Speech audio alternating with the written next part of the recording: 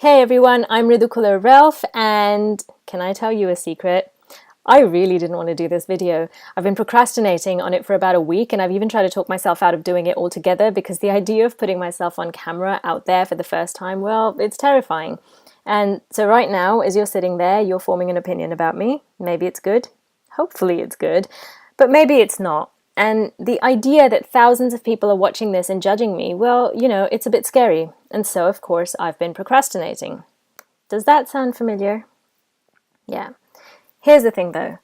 I am here. I am doing this, and I'm doing it because I've learned over a period of more than a decade that I can either be controlled by my fear or I can just do my work regardless of how big it is in my head.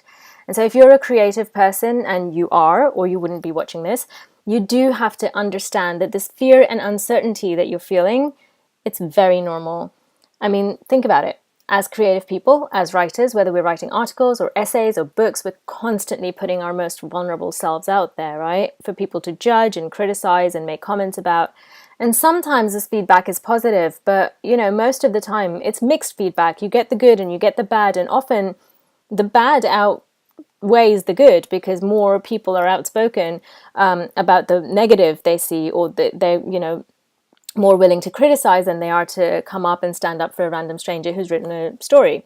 So, and if you need proof of that, obviously just go and read anything online, a blog, an article, an essay. There's nothing that you will find that has 100% positive feedback in this world, unless, of course, it's going out to a very small audience.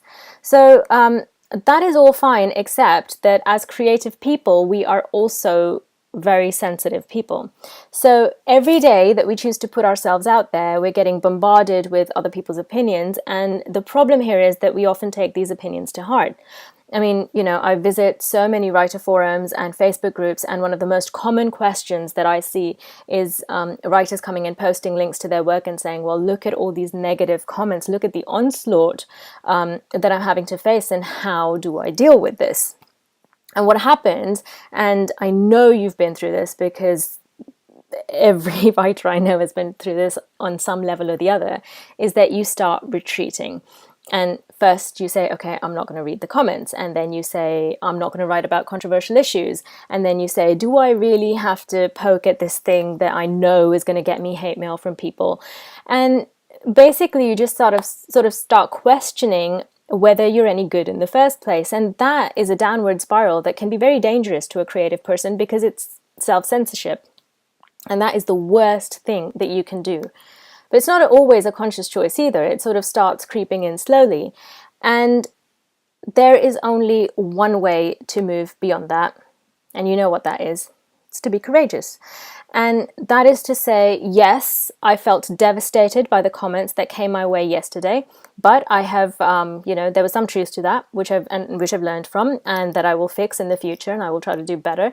But also, some of it was just random commentary, and I'm not going to let it change who I am, what I do, and how I do it. And so, you know what you're going to need in order to have that attitude about your work? Courage.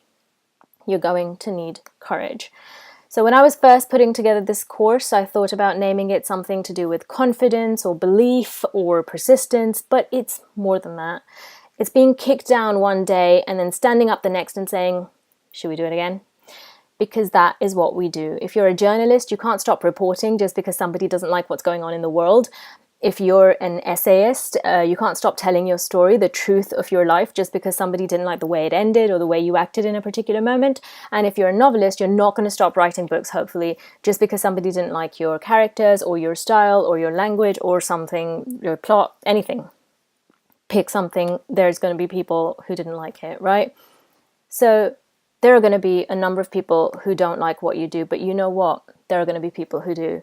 And those are the people you're writing for. You are the person you're writing for. And this is the hardest part of creativity, which is to keep putting yourself out there, despite the rejections, despite the lack of support, despite the financial uncertainty, and despite the criticism. And in order to survive, you're going to need courage.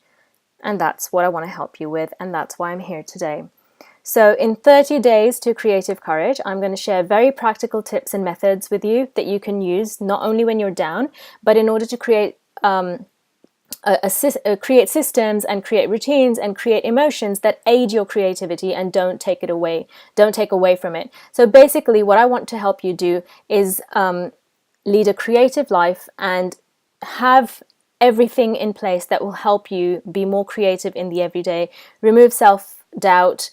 You can't remove self-doubt completely, but you can minimize it, and you can learn to deal with it. You can learn to overcome fear in that it's not ever going to go away, but you can minimize the impact it has on the actions that you take. And so every single day I'm going to send you a video in which we're going to talk about the various issues that come in the way of our creativity, including financial issues, including support from partners, including your own inner demons, and of course the outside influences. So every day I'm going to send you a video in which we're going to talk about these things, and we're going to create a path for creative courage, basically, to show you that you can live a creative life, overcome all these things, and create new things every single day. Keep putting work out there, keep going despite whatever is happening outside of your creativity. So when you're the artist in the studio, how to be an artist in the studio and not let all the outside chatter impact you.